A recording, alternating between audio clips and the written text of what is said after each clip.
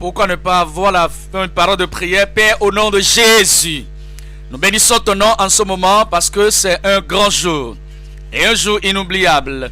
Et nous savons que nous n'allons jamais oublier ce jour pour chaque individu, pour toute l'Église et pour cet État. Et nous prions, Seigneur, que tu descendes avec une puissante main pour bénir ton peuple au nom de Jésus. Reçois la gloire comme nous recevons les bénédictions. Au nom de Jésus, nous prions. Merci beaucoup. Nous pouvons nous asseoir. Genèse, chapitre 35, le verset 1.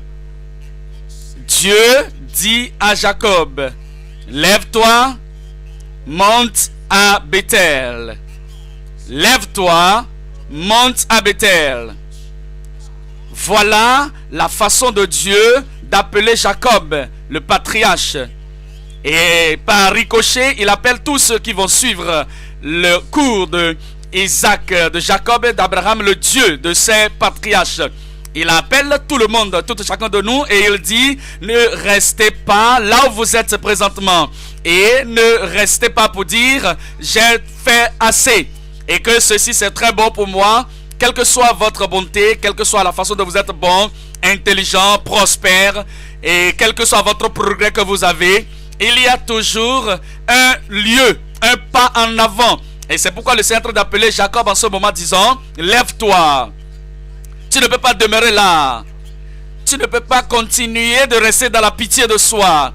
Tu ne peux pas continuer de compter tes plaies et tes blessures. Continuer de dire, je roule dans la dépréciation de soi, disant, regardez ce que j'ai traversé, regardez ce qui m'est arrivé, regardez ce qui ne m'est pas arrivé. Il dit, lève-toi, lève-toi et monte à Bethel. Bethel, c'est en réalité la maison de Dieu. Si vous vous rappelez l'histoire de Jacob, lorsqu'il courait devant Ésaü et qu'il devait aller dans le lieu de Laban, c'est-à-dire le pays de Laban, et au moment où il allait, il s'est arrêté en chemin. Et pour soulier, il avait pris une pierre. Et c'était seulement un lieu ordinaire où il avait eu un rêve. Et dans ce rêve, il y avait une échelle. Et l'échelle était placée entre la terre et le ciel. Et les anges montaient et descendaient l'échelle. Et lorsqu'il avait entendu en ce moment la voix de l'Éternel Dieu qui a parlé du haut de l'échelle, il a dit, je te donnerai ce territoire. Le Seigneur vous donne quelque chose aujourd'hui. Et il dit, ce lieu où tu es assis, où tu es couché, c'est pour toi et pour ta postérité. Le Seigneur vous donne quelque chose aujourd'hui qui sera permanent au nom de Jésus. Et ce ne sera pas quelque chose qu'un ennemi va venir et vous arracher. Et ce que le Seigneur va vous donner aujourd'hui et donner à cet État, dans le teneur de le gouverneur qui est présent ici présentement, et que lorsqu'il va quitter ici maintenant, aller dans son bureau, que tout est oublié. Non, ce sera quelque chose qui va être transféré à la génération future. Et le Seigneur fera que votre bénédiction soit permanente au nom de Jésus. Voilà pourquoi il dit, lève-toi, monte à Bethel. Dites-le d'une autre façon. Il dit, monte plus haut. Je vous parlerai de trois choses très rapidement. Le titre c'est, lève-toi, monte à Bethel. Numéro 1, le retour au lieu de bénédiction. Numéro 2, c'est la reconnaissance du prix de Bethel. Et il y a des gens qui veulent avoir tout moins cher. C'est comme s'ils veulent avoir toutes choses pour eux-mêmes et ne rien contribuer. Ils ne veulent rien payer. Ils ne veulent pas suer. Ils ne veulent pas aspirer à quelque chose. Ils ne veulent pas travailler dur. Il dit, lève-toi. Oui, c'est bon. Seigneur, aide-moi. Nous prions, nous ne travaillons pas. Nous prions, nous ne croyons pas. Nous n'obéissons pas. C'est croire et obéir. Oui, nous croyons, nous savons foi en Dieu. C'est bon, obéir à ce que Dieu a dit est aussi là. C'est pourquoi il dit, il y a un prix à payer. Et le prix à payer, c'est très simple. Vous allez payer le prix. Je dis, vous allez payer le prix. Vous reconnaissez le prix pour Bethel. Numéro 3, c'est la réalisation de sa protection à Bethel. Lorsque vous vous rendez à Bethel, sa protection sera là. Sa provision sera là. Et sa puissance sera là. Sa présence également sera là. Toutes choses que vous avez jamais espérées, tout ce que vous avez jamais pensé, qu'est-ce que je peux avoir ceci, est-ce que je peux avoir cela, tout ce que vous avez jamais pensé vous sera donné au nom de Jésus. Numéro 1, c'est le retour au lieu de bénédiction. Regardez cela au verset 1 de Genèse 35. Dieu dit à Jacob, Lève-toi, monte, ne descends pas, monte, ne retourne pas en arrière, monte. Il faut toujours retourner dans ta vie, t'examiner. Tu vis un jour à la fois, une semaine à la fois, un mois à la fois. En tant que chrétien, le jour et la fin de ce jour, est-ce que j'ai fait quelque chose aujourd'hui pour aller de l'avant, ou bien j'ai descendu, ou je suis allé en arrière? Est-ce que je parle, la parole que je parle, que je fais sortir, est-ce que ça donne à quelqu'un l'avancée, ou bien est-ce que ça diminue les gens? Est-ce que je contribue à l'évolution de la vie des autres pour que les autres puissent aller à Bethel? Est-ce que je contribue quelque chose aux membres de ma famille afin qu'ils puissent aller de l'avant?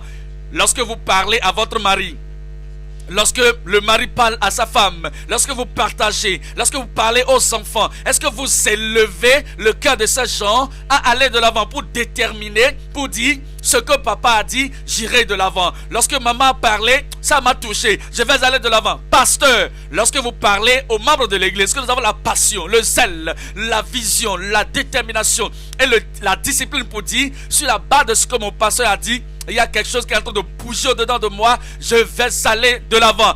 Prenez la décision et dites que à tout moment de ma vie, toute contribution que je vais faire aux gens, je vais faire qu'ils aillent plus haut. Lorsque vous aidez les autres à aller plus haut, vous savez, cela ne prendra pas de temps. Beaucoup d'autres personnes vous aideront à aller de l'avant. Donnez-moi un bon amen là. Lève-toi, monte à Bethel et demeure-y. Vous venez au sommet de la montagne et vous y demeurez. Vous dites, vous savez, il y a des gens, ils essaient de prendre leur vie et c'est comme zigzag. Ils sont en haut aujourd'hui, demain ils sont en bas. Ils sont en train d'aller de l'avant aujourd'hui et demain ils vont faire des pertes. Ils gagnent aujourd'hui, ils font des pertes demain. Je dis, Jacob, tu sais ce que je te dis? Monte à Bethel et demeure là. Ne descends plus. Afin que la promesse qu'il a pour toi et que le programme qu'il a pour toi et le plan qu'il a pour toi, que cela soit complètement monté plus haut, plus haut, plus haut, plus haut, plus grand, plus meilleur au nom de Jésus. Demeure-y. Vous savez, les autres personnes, ils ne font jamais bien. Et les autres qui font bien n'ont pas de division. Ils sont comme, c'est comme si ils ne savent même pas pourquoi ils sont là sur la terre. Ils sont comme un oiseau qui parle, qui passe dans les airs. Et vous ne voyez pas la trace de cet oiseau. Ils vont essayer de vous retirer, de vous retenir en arrière. Ils vont dire, tu es trop sérieux. Ils vont dire, ah, tu es trop bon pour notre pays. Tu es trop bon pour notre territoire. Toi, tu es trop engagé. C'est trop passé. Mais c'est toi qui as pris la résolution de dire je vais monter plus haut et tous les jours je vais contribuer à quelque chose qui va m'amener plus haut. Tous les jours va servir à m'amener plus haut. Et par la grâce de Dieu, je vais revenir l'autre fois, vous ne serez plus au même niveau. Lorsque je reviendrai à vous, vous allez monter plus haut au nom de Jésus. Bien, je vous ai dit hier que 15 ans sont déjà passés. 15 années sont déjà passées. Je suis venu dans l'état de Bayelsa maintenant, il y a 15 ans. Et maintenant je suis venu, je ne peux plus reconnaître l'église. Tout a changé. Tout est allé en avant. La chanson, la chorale, tout a changé. Et c'est meilleur maintenant par rapport à ce que j'avais 15 années passées. Et votre apparence également est meilleure par rapport à l'année passée. Même le repas que nous avions eu. J'ai oublié ce que nous avons mangé 15 années passées. Mais maintenant, c'est comme si je vais venir vivre dans l'état de Bayelsa, au Nigeria ici. Alors, l'amitié, l'amour, la joie, la communion, tout est en train d'aller de l'avant. Mais je vous dis, bien que nous sommes bons, bien que tout est meilleur, nous n'allons pas rester à ce niveau. Nous allons monter, comment? Dites-le à haute voix, plus haut. Nous allons monter plus haut. Et c'est ce que le Seigneur veut. Il dit, demeure-y. Et fais là-bas un hôtel. Il faut bâtir un hôtel au Dieu qui t'a apparu. Lorsque tu fuyais Ésaü, ton frère. Ça, c'était la parole du Seigneur envers Jacob, disant, retourne à Bethel. Est-ce que vous êtes un rétrograde? La joie de l'Éternel dont nous parlons, vous n'avez pas instrumenté cela? Est-ce que vous êtes quelqu'un que vous êtes seulement là? Et c'est comme si vous êtes toujours dans l'état d'hier. Vous n'êtes plus dans le positif, il n'y a pas de progrès dans votre vie. Le Seigneur vous dit, ce qui est passé est passé. L'eau qui a traversé, qui est passé en dessous d'un pont n'est plus là, c'est parti, il n'y a plus rien à faire. Ce que vous allez faire aujourd'hui, c'est de prendre la résolution pour dire je monterai plus haut et j'y demeurerai, je resterai là-bas et je ne reviendrai plus dans la vallée au nom de Jésus. Regardez cela, verset 6. Jacob arriva, lui, et tous ceux qui étaient avec lui à Luz, qui est Bethel, dans le pays de Canaan. Il a obéi. Croire et obéir. Il n'y a plus d'autre voie pour recevoir la bénédiction de la part de l'Éternel, mais de croire et d'obéir. Le Seigneur dit monte plus haut, et exactement c'est ce que Jacob avait fait. En réalité, pourquoi Jacob avait-il obéi si rapidement, si promptement, avec tout son cœur, sans poser de questions et sans argumenter? Pourquoi Dieu avait-il dit monte à Bethel, et immédiatement il s'est levé, il a fait le rallye de sa maison et de toute sa famille, et la Bible a dit qu'il est arrivé à Bethel. Pourquoi? Parce que numéro 1, il savait que c'était le lieu. Bethel est un lieu de la présence de Dieu. Il dit c'est là où je veux être, c'est là le lieu de la présence de Dieu. Numéro 2, c'est le lieu de la promesse de Dieu. Il s'est rappelé Dieu, le Dieu fidèle, il m'avait donné cette promesse en ce moment, et le Seigneur est en train de dire ça c'est le lieu où je te bénirai. Tu dois connaître le lieu que Dieu a dit, c'est là où tu vas recevoir ta bénédiction, le lieu de sa présence, le lieu de sa promesse, et c'est également numéro 3, le lieu de sa protection. Le Seigneur est en train de dire c'est là la maison de l'Éternel. Il dit Jacob, te rappelles-tu que lorsque tu étais à Bethel, il y avait cette échelle, l'échelle qu'elle a, et les anges montaient et descendaient de cette échelle. Satan n'a pas de lieu à Bethel, les esprits mauvais n'ont pas de lieu à Bethel, et l'occultisme n'a pas de place à Bethel, et c'est le lieu de la protection. Et c'est pour cette raison que Jacob a dit c'est là où je vais. Et numéro 1, c'est la présence, le lieu de sa présence. Numéro 2, c'est le lieu de sa promesse. Numéro 3, c'est le lieu de sa promesse, de sa protection, j'allais dire. Numéro 4, c'est le lieu de la provision de Dieu. C'est là où vous avez la suffisance de Dieu. Tout ce dont vous avez besoin, les ressources dont vous avez besoin, les anges descendent et vous les apportent. Les requêtes que vous avez, les anges montent et les emportent et les amènent vers Dieu. Et c'est le lieu de la provision. Et c'est le lieu également de la puissance. Le lieu de la puissance. Jacob n'avait jamais senti, ne s'est jamais senti si puissant, si grand, ayant le pouvoir. Lorsqu'il était là-bas, c'est seulement qu'il avait senti cela. Il a dit le Seigneur est en ce lieu et je ne le savais pas. Et c'est le lieu de la prière. Le lieu de la prière. C'est le lieu où Jacob avait dit à Dieu si tu m'amènes là où je m'en vais et que tu me ramènes sain et sauf, cette pierre sera un autel pour toi et je te donnerai la dîme de tout ce que tu me donneras. Parce que c'était le lieu de sa présence. Et c'est le lieu de sa promesse. C'est également le lieu de sa protection. Ensuite, le lieu de sa provision et le lieu de sa puissance. Et enfin, le lieu de sa prière. En suivant le lieu d'objectif divin. Vous savez, Satan n'a pas d'objectif, pas du tout. Mais c'est en ce lieu que Jacob avait eu. Qu'est-ce que Jacob savait de savoir ce que avoir un objectif pour la vie? Avant d'atteindre Bethel, il n'avait pas d'objectif, mais il avait fui. En fuyant, il avait volé le droit d'aînesse de son frère. Et lorsqu'il est parti, c'était comme s'il était complètement décimé. Et lorsqu'il était allé à Bethel, c'est en ce moment que Dieu a commencé par lui dire la raison de vivre, la raison de sa naissance, la raison pour laquelle il était né et la raison pour laquelle il était encore en vie. Et le centre de lui donner, parce que c'était un lieu d'objectif divin. Et c'est pour cela que le Seigneur a dit, lorsqu'il a dit retourne à Bethel, immédiatement, sans poser de questions, sans argumenter, il est retourné là-bas. Je vais vous dire ce que vous avez découvert à Bethel. Lorsqu'il s'est réveillé le matin, après le rêve, il a dit Dieu était ici, moi je n'avais pas su cela. Et il a dit quelque chose, voici la maison de Dieu, ce n'est pas la fin. Et il a dit voici la porte du ciel. La porte du ciel. C'est ça qu'il avait dit. Lorsque vous allez à l'église, que vous écoutez à propos de la parole disant naissez de nouveau, on vous dit voici la maison de Dieu, c'est le portail céleste. Il a dit que lorsque la sainteté n'est pas dedans, personne ne verra le Seigneur. Vous venez ici dans la maison de Dieu pour être préparé pour rencontrer le Seigneur. Bénis, heureux ceux qui ont le cœur pur, car ils verront Dieu. Il vous dit le lieu, l'église, c'est le lieu de préparation pour le ciel. Voilà pourquoi Jacob immédiatement a obéi. Je vous le dis présentement que vous aussi, lorsque vous reconnaissez et que le Seigneur vous dit retourne à Bethel, le lieu de sa présence, retourne à Bethel, le lieu de sa promesse, retourne à Bethel, le lieu de sa protection, retourne à Bethel. Tout ce dont vous avez besoin, c'est le lieu de la provision de Dieu. Et dit, c'est le lieu de la puissance et le lieu de la prière, le lieu d'objectifs divins, le lieu également de la préparation pour le ciel. Vous allez revenir à Bethel. Je dis, vous allez revenir à Bethel. Ça, c'est le point numéro 1. Nous avions parlé du retour au lieu de la bénédiction. Le lieu de la bénédiction. Point numéro 2 maintenant, c'est la reconnaissance du prix de Bethel. La reconnaissance du prix de Bethel. Ça veut dire quoi? Que toute chose bonne doit vous coûter un petit quelque chose. Un petit quelque chose.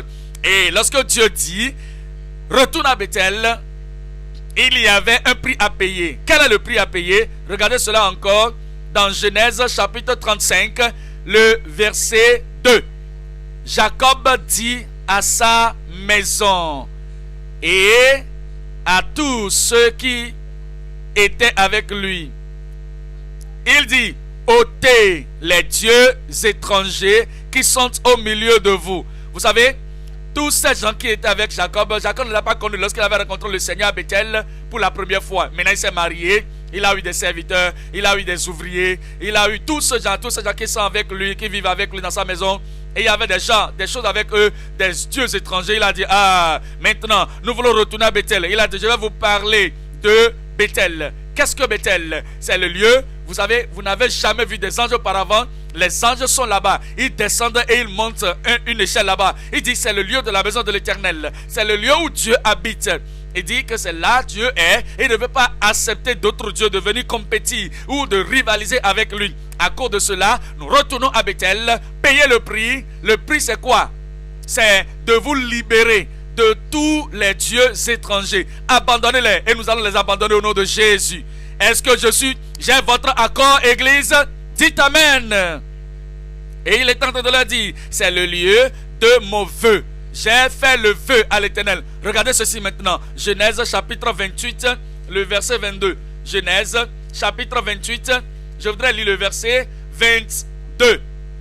Le prix qu'il avait payé. Il est temps de leur dire ce qu'il avait dit à Dieu en ce moment, chapitre 28, verset 22. Cette pierre que j'ai dressée pour monument, c'était le vœu que Jacob faisait, sera la maison de Dieu. Le verset 20 d'abord, il dit Jacob fit un vœu en disant si Dieu est avec moi et me garde pendant ce voyage que je fais, s'il me donne du pain à manger et des habits pour me vêtir, et si je retourne en paix à la maison de mon père, alors l'Éternel sera mon Dieu. Ça c'est son vœu. L'Éternel sera mon Dieu, ça c'est son Dieu, c'est son vœu. Et numéro 2, cette pierre que j'ai dressée, le verset 22, pour monument sera la maison de Dieu, c'est son vœu encore. Et je te donnerai la dîme de tout ce que tu me donneras. Voilà ce que Jacob avait dit en ce moment. Il est en train de leur rappeler. Vous savez ce que j'avais dit à Dieu lorsque j'étais à Bethel. Il disait, vous devez savoir cela, vous devez savoir cela parce que vous êtes venus dans ma vie nouvellement. Je dois vous dire que j'avais fait un vœu. Peut-être que vous êtes là, vous êtes là, vous avez dit gloire à Dieu, je suis venu à l'église, je n'ai pas de vœu à faire, je n'ai pas de vœu sur mon cou.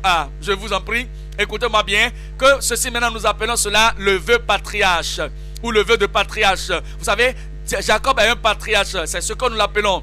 Et ainsi, maintenant, lorsqu'il avait fait un vœu, non pas de temps, je vais seulement vous dire cela. En Jonas chapitre 2, le verset 9. Jonas 2, verset 9. Jonas a dit, je payerai, je ferai, je rendrai mon vœu. Je ferai mon vœu, je verrai mon vœu, le salut est à l'Éternel. Vous savez, dans la Bible, numéro 1, il y a le vœu de prophète. Le vœu de prophète, c'est quoi? C'est Dieu, je me tiens ici, je te représente. Tout ce que tu vas me dire, donne-moi la grâce de le dire au peuple. Ça, c'est tout. Et Dieu désire cela de tout le monde, de tout prophète, cette soumission absolue de tous les prophètes. Numéro 2, il y a le vœu de pasteur. Est-ce que vous êtes un pasteur? Le vœu, c'est quoi? Va et dites au peuple tout ce que je vous ai enseigné. Allez par tout le monde entier prêcher la bonne nouvelle à toute la création, les enseignants, tout ce que je vous ai prescrit. Et tout ce que je vous ai prescrit jusqu'à la fin, je serai avec vous. Le pasteur, tu as un vœu. Jésus, tu es mon Seigneur. Jésus, tu es mon Sauveur. Jésus, tu es mon Maître. Tout ce que tu as dit, je vais déclarer cela au peuple. Numéro 1, c'est le vœu de prophète. Numéro 2, c'est le vœu de pasteur. Numéro 3, maintenant, c'est de quoi? C'est de ce de quoi j'ai parlé. C'est le vœu de patriarche. Le vœu de patriarche. Comme Jacob ici, il a dit, je vais donner ceci à Dieu. Et ça, c'est le vœu de patriarche. Donc, Jacob a dit, lorsque j'ai passé par là-bas, auparavant, il n'y avait rien. Maintenant, j'ai beaucoup de choses. Dieu m'a béni. J'ai beaucoup de choses. Je vais donner la dîme. La dîme, c'est la 10e partie de tout ce que j'ai à Dieu. Est-ce que vous êtes un parent? Il y a un vœu de parent. Lorsque vous amenez un enfant dans le monde, cet enfant est sous votre garde. C'est l'héritage de l'Éternel. Et vous devez prendre soin de cet enfant. Je vais nourrir cet enfant et l'instruire dans la voie de Dieu. Que vous le sachiez ou pas, auparavant ou non, c'est un vœu que vous devez prendre. Et vous devez faire. Et en tant que parent, c'est ce qu'il faut faire. Si vous êtes marié, nous appelons cela le vœu de partenaire. Le vœu de partenaire. Ou le vœu de partenariat. Est-ce que vous prenez cette femme comme votre seule femme? Une seule femme que vous aurez dans votre vie et vous allez prendre soin d'elle pour le meilleur et pour le pire. Dans la maladie, dans la santé, à tout moment, jusqu'à ce que la mort vienne vous séparer. C'est le vœu de partenariat, le vœu de partenaire. Et vous allez dire, oui, je le ferai. Ah, ça c'est un vœu, ça c'est une alliance que vous faites. Et on va demander à la femme, est-ce que tu prends cet homme comme ton mari seul, et à lui seul tu seras fidèle, tu lui seras loyal, tu vas prendre soin de lui, et tu vas dire, oui, je le ferai. Ça c'est un vœu de partenariat, c'est un vœu de partenaire, c'est le vœu, c'est une alliance. Il y a également le vœu de prince. Le vœu de prince, vous savez, un roi, un leader dans la terre d'Israël, il doit prendre un vœu, il doit faire un vœu. Lorsqu'une communauté prend quelqu'un qui va le diriger, il y a le prince qui doit dire, je fais le vœu. Il fait le vœu où il jure, il va jurer sur la base de la constitution ou de quelque chose de cette communauté. Il va dire, je ferai ceci, je ferai cela, ce qui est bien. Numéro 1, il y a le vœu de prophète. Numéro 2, il y a le vœu de pasteur. Numéro 3, il y a le vœu de patriarche. Et numéro 4, il y a le vœu de partenaire. Et numéro 5, il y a le vœu de parent ou de parenté. Et il y a également le vœu de prince. Numéro 7, il y a un vœu personnel. Ici, vous venez à l'Éternel, je te suivrai. J'ai décidé de suivre Jésus-Christ. Pas de retour, pas de retour. Le monde derrière moi et la croix devant moi. Pas de retour, pas de retour. Même si personne ne me suit maintenant, je vais te suivre. Ça, c'est un vœu personnel. Quand vous amenez tout cela, les 7 vœux ensemble, il y a un seul mot qui les amène tous ensemble. C'est le vœu perpétuel. Le vœu perpétuel, ça veut dire quoi? Je vais aimer le Dieu que je vais servir jusqu'à la fin de mes jours. Je vais adorer le Seigneur jusqu'à la fin de mes jours. Je vais donner l'obéissance à l'Éternel, honorer l'Éternel, exalter l'Éternel pour tout le restant de ma vie jusqu'à la fin. C'est un vœu perpétuel. C'est le vœu que nous ferons aujourd'hui. Et c'est le prix que nous payons en retournant à Bethel. En faisant cela, vous allez dire, je sais Seigneur, tu vas faire ta part du contrat. Et je garderai aussi ma part du contrat. Et les bénédictions ne manqueront jamais dans vos vies au nom de Jésus. Numéro 1, le retour au lieu de bénédiction. Numéro 2, c'est la reconnaissance du prix de Bethel. Le point numéro 3 maintenant, c'est la réalisation de sa protection à Bethel. La réalisation de sa protection à Bethel. Chapitre 35 de Genèse. Genèse chapitre 35, je vais lire le verset 5. Le verset 5, la Bible déclare ici, le verset 5. Ensuite ils partirent. La terreur de Dieu se répandit sur les villes qui les entouraient. Et l'on ne poursuivit point les fils de Jacob. Lorsque nous allons finir, vous allez retourner chez vous. La puissance de Dieu vous amène. La présence de Dieu part avec vous. Les anges de l'Éternel sont là. Comme les montagnes entourent Jérusalem, les anges de Dieu vous entourent au nom de Jésus. Aucune âme forgée contre vous va prospérer. Et toute chose qui est négative contre vous ne va pas vous arriver. Et le Seigneur les détruira au nom de Jésus. Le Seigneur va vous protéger. Le Seigneur va vous préserver. Vous allez vivre vos jours sur la terre. Vous n'allez pas mourir avant votre jour. La gloire de l'Éternel continuera de briller sur vos vies au nom de Jésus. Regardez ceci, regardez ça dans Psaume 91. Celui qui demeure sous l'abri du Très-Haut repose à l'ombre du Tout-Puissant. Est-ce que je parle de vous maintenant? Vous allez dire de l'Éternel, il est mon refuge, mon Dieu en qui je me confie. Il est ma forteresse en qui je me confie. Est-ce que je parle de quelqu'un ici maintenant? Où est votre main? Car c'est lui qui me délivre du filet de l'oiseleur, de la peste et de ses ravages. Il te couvrira de ses plumes et tu trouveras un refuge sous ses ailes. Sa fidélité est un bouclier et une cuirasse pour toi.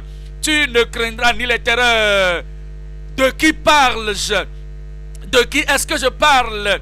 Est-ce que c'est toi? Oui, c'est toi. Il dit, tu n'auras pas peur dans la nuit, tu n'auras pas peur dans le jour. Tu ne craindras ni les terreurs de la nuit, ni la flèche qui vole de jour, ni la peste qui marche dans les ténèbres, ni la contagion qui frappe en plein midi. Regarde ceci. Il dit que 1000 tombent à ton côté et 10 000 à ta droite. Mais qu'est-ce qui se passera? Tu ne seras pas atteint. De tes yeux seulement, tu regarderas et tu verras la rétribution des méchants, car tu es mon refuge, ô Éternel. Tu fais du très haut ta retraite. Aucun malheur ne t'arrivera. Aucun fléau n'approchera de ta tente, car il ordonnera à ses anges de te garder. Il leur ordonnera de te garder. Il leur ordonnera de te garder dans toutes tes voies. Ils te porteront sur les mains, de peur que ton pied ne heurte contre une pierre. Tu marcheras sur le lion et sur l'aspic. Tu fouleras le lionceau et le dragon. Faut pas dire que tu ne vas pas marcher. Ces choses ne vont plus marcher dans ton corps. La maladie ne va plus travailler dans ton corps ou traverser, voyager dans ton ventre au nom de Jésus. C'est parti pour toujours. Et il dit, puisqu'il m'aime, le verset 14, je le délivrerai, je le protégerai, puisqu'il connaît mon nom. Il vous a déjà promu. Vous êtes déjà promu. Il m'invoquera et je lui répondrai. Je serai avec lui. Je serai avec lui dans la détresse. Je serai avec lui dans la détresse. Je le délivrerai et je le glorifierai. Le verset 16, c'est merveilleux. Je dis, voici, c'est merveilleux. Le verset 16, ça c'est votre bonus, propriété bonifique. C'est ça pour vous, personne ne vous arrachera cela. Il dit, je te rassasierai de combien de jours? De combien de jours? De longs jours. Je te rassasierai. C'est ça, je vous dis. Je vous verrai encore lorsque je viendrai. Vous serez là. Rien ne vous écoutera la vie. La présence de Dieu va avec vous. La puissance de Dieu va avec vous. L'autorité, l'onction qui brise toujours va avec vous. Avec de longs jours, je te satisferai, je te rassasierai et je lui m'offrirai voir mon salut. La bénédiction est déjà là pour vous et pour votre famille et pour tous ceux-là qui sont là. Toutes les familles, montez plus haut. Le peuple de Dieu, montez plus haut. Pourquoi ne pas vous lever et hériter? Votre bénédiction, c'est pour vous. La bénédiction est pour vous. Vous ne serez plus jamais le même. Les choses ne seront plus jamais les mêmes. Déversez sur le Seigneur votre tristesse et sortez de votre détresse. Montez à Bethel. Montez à Bethel. La bénédiction de l'Éternel est déjà là. Amen. Pourquoi ne pas lever vos mains? Nous allons prier ensemble. Touchez la bénédiction de Dieu et la bénédiction de Dieu vous touche. Père, au nom de Jésus, nous te bénissons en ce moment précis parce que tu es venu à nous pour bénir chacun de nous. Je prie pour tout frère, je prie pour toutes sœurs, que les bénédictions abondantes de l'Éternel, la protection de Dieu, la puissance de Dieu descendent sur chaque vie au nom de Jésus.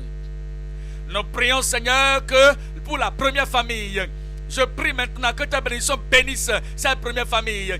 Et que toutes choses négatives, tu les détruises de cette famille et du gouvernement au nom de Jésus.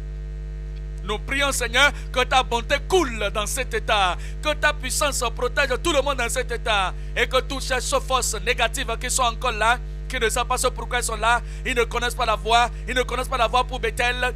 Je prie que tu les détruises, que tu écrases tout ce qui est négatif, que tu déstabilises tout ce qui est négatif. Et que tu fasses bouger cet état. Et le peuple de Dieu dans cet état, tu les fasses aller de l'avant au nom de Jésus.